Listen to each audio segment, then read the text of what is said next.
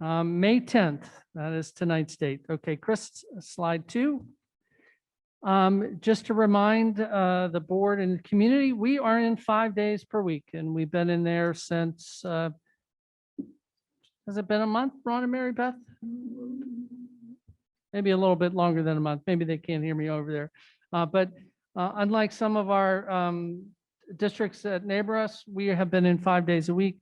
We've been managing it as the board outlined in their motions. And as I'm sure our community has been aware, there have been times when we've had to close a school or close a program over that time. But we think that our staff and students have done a really nice job managing that process.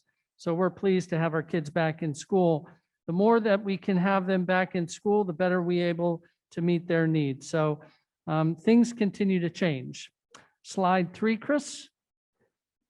This is the dashboard. I know you can't see that very well, but that's something that we monitor all the time and we're trying to update all the time. It looks like it was last updated at 5:33 tonight.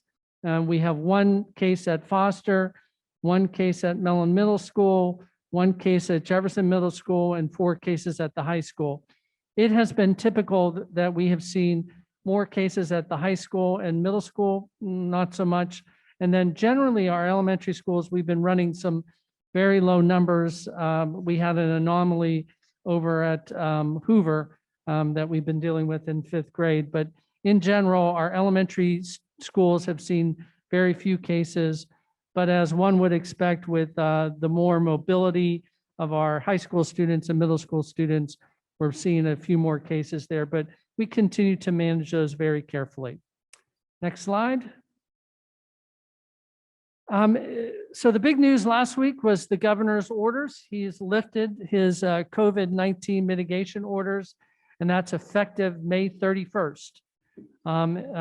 He indicated at the time that he would keep the mask mandate in effect until 70% of the population was vaccinated.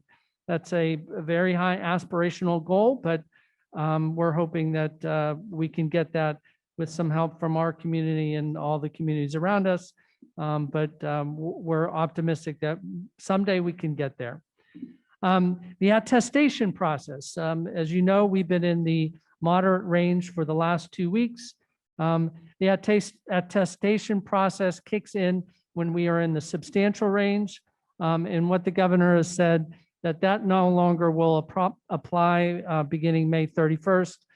For us, even if we were to go back in the substantial range in the county, I think there's only 3.5 school days left after March 31st. So it really doesn't have much of an impact on us. And that same for what we do following positive identified cases in the schools. That expires on the 31st. It goes back to a recommendation rather than a requirement. The big news for our families here, and particularly for our seniors, is that there was discussion about event and gathering limitations would be lifted. We're still waiting for some very careful clarification. He didn't throw out all the requirements of the number of feet and the physical distance.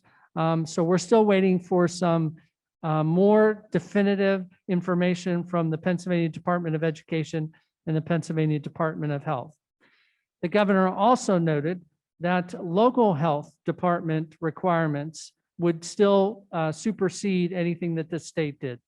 So if by chance the Allegheny County Health Department were to impose more stricter requirements or sanctions, the Mount Lebanon School District would be bound by those local health requirements.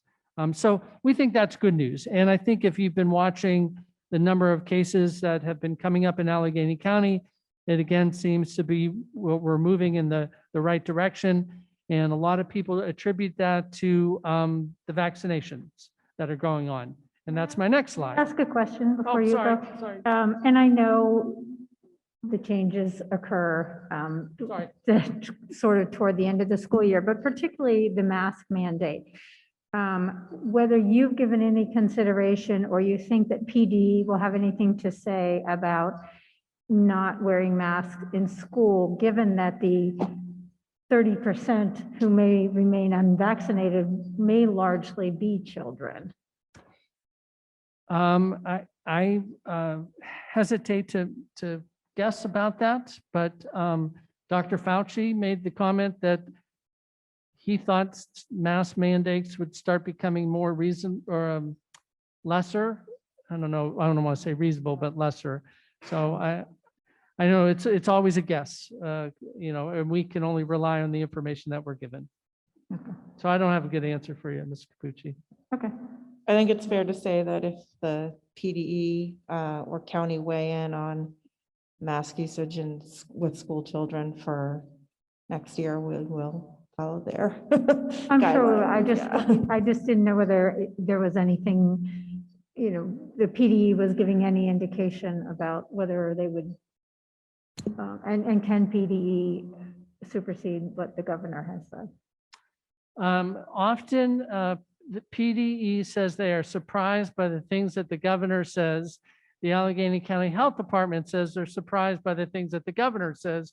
So that communication isn't always as seamless as one would hope. So they're kind of on all different pages until it just takes a little bit of time for them to catch up with each other. Just want to protect our youngest ones who may not be vaccinated. for a Correct. bit. Thank you. And let's move to vaccinations. I'm sorry if anybody else had anything else. Let's move to the vaccination slide. Again, I think I said to Jake and Valerie at one point, to me, the game changer would be vaccinations. And so pleased that vaccinations came on scene as quick as they did.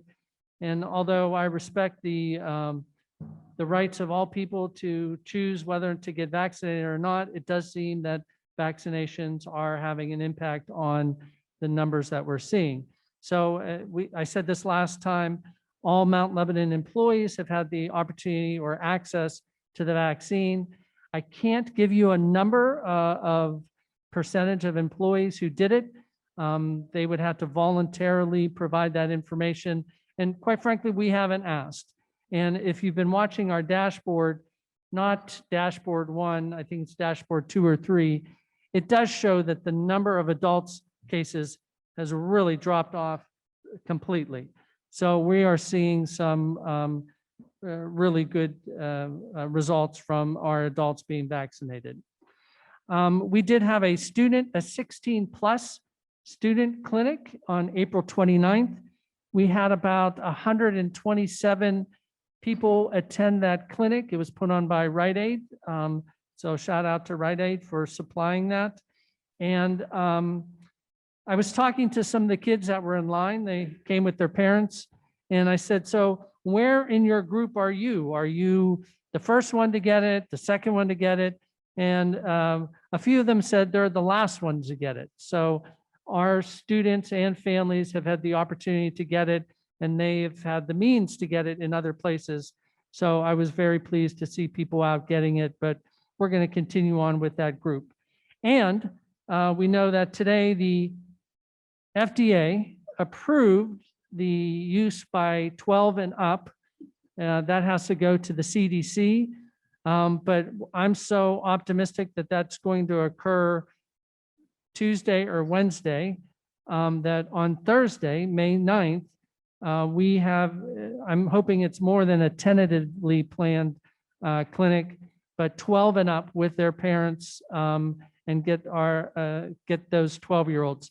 I really think that once we get our middle school and high school kids through that vaccination process, the interruptions to their learning will be very minimal.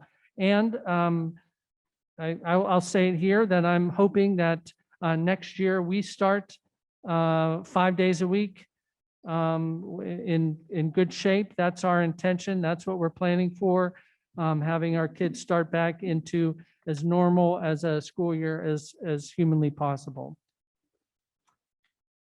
Last slide. I think Dr. Diamond. Sorry, Dr. Diamond, and I'm moving too quick here. I'm sorry. Thank you. I just have a quick, first I wanted to agree with Mrs. Capucci that our littlest ones, less than 12 as of right now, are projected to have vaccinations maybe by the fall, but it might be sooner. So my concern is, protection, because we've seen that the elementary students do get sick enough to be tested and sick enough to spread. So my concern would be for the elementary students. But I'm hopeful that maybe since they upped the time frame of getting the 12 and plus older, their vaccinations, that possibly we could get the younger students vaccinated faster. But my main question is, what is the plan for the Cyber Learning Academy? We plan to, our primary delivery instruction will be 5 days of in-person instruction. We also plan to have a virtual option for those families who choose that. Now, it will be different than what you may have seen this year. The live streaming from classrooms is something that we're really trying to avoid, because that was something that we were able to provide during a pandemic. But that's not an everyday strategy that we think that we wanted to continue. So we're in the beginning stages of talking about that. So if we have enough students in our elementary school, we may be able to pull out a elementary or 2 classroom teachers because they may have pulled down section size and things like that. So we believe that that's a possibility. At the secondary level, it will likely be one of the programs where we provide a monitor, a Mount Lebanon teacher to monitor student work in individual areas. But we're still working on those. We're still waiting. The Pennsylvania Department of Ed has to provide some guidance behind the number of days we have to come, the number of hours we have to meet, all those criteria that they kind of waived this year. They still have to weigh in because that was just a one-year plan. Well, thank you. And I do agree that the increase in vaccinations in all of our population levels is good news. And it's likely we'll have a start of 5-day full day instruction come September. Yes. I want to get your daughter in first grade. I do too. Sorry, my question goes back to the tentative clinic. How many students do you expect to be able to accommodate on the 13th? So we're meeting tomorrow morning, I think at 10 or 10:30 to talk about that. If it's I think, Ron, we had 900 plus kids sign up for that clinic. 1,036. 1,036. Now, we know not everyone will come because if the vaccine becomes available, they'll be able to get it from all different kind of places. But if we need to run a noon to 5 clinic one day and add another day, or doing on a Saturday, I want to get that done as quickly, or at least give people the opportunity to get it. Again, I want to make sure that we respect the wishes of parents regarding the vaccine. I know there are some reasons why some students wouldn't be able to get the vaccine, or there may be some hesitancy, but really getting our students and our staff vaccinated has really resolved a lot of our challenges for the year. So our hope is that should all 1,036 students want to get vaccinated with us, that we will be able to make that happen. Yeah, with probably over a couple-day period, but I have to give a shout out to our school nurses who, other than that Rite Aid clinic provided the shots, they volunteered their time after school to provide those shots. And I don't know if you know this or not, but most of our nurses have been volunteering at shot clinics and vaccination clinics since the very beginning of it, just to help out and get people vaccinated. So kudos to our nurses. Yes, definitely a huge thank you to our nurses, especially our head nurse, Deanna Hess. It is National Nurse Appreciation Week. It started last Thursday, I believe. And so a big shout out to all of our nurses and assistants throughout the district for everything that they've done this year above and beyond their normal duties with the COVID pandemic. And let's roll into our last slide, the summer learning program. Rob described the funding that's available for it. We are going to provide a robust, comprehensive menu of summer learning opportunities. And we are clearly aware that they both need to be academically engaging, but they also need to be fun. We're going to be asking our children and our families to come in the summer. So we want to make sure that those experiences are both academically enriching and rewarding. And we've really recommended, our teachers have recommended to some specific students that the summer program may be helpful for them. But for our other students, the boot camps going into the different grade levels that Dr. Irvin's team is putting together, those will be really a mixture of academic work, but also that socialization process and those executive functioning skills that we think are so critical for our kids to be successful. So there's a robust menu for elementary, a robust for secondary. Some of the secondary programs include things like coming in to do some of the dissection labs that early in the year, some of our students weren't able to do. So it's a 2 or 3 day experience to do dissection labs. And so I hope that our families take a look at those. There's some really interesting programs that are there.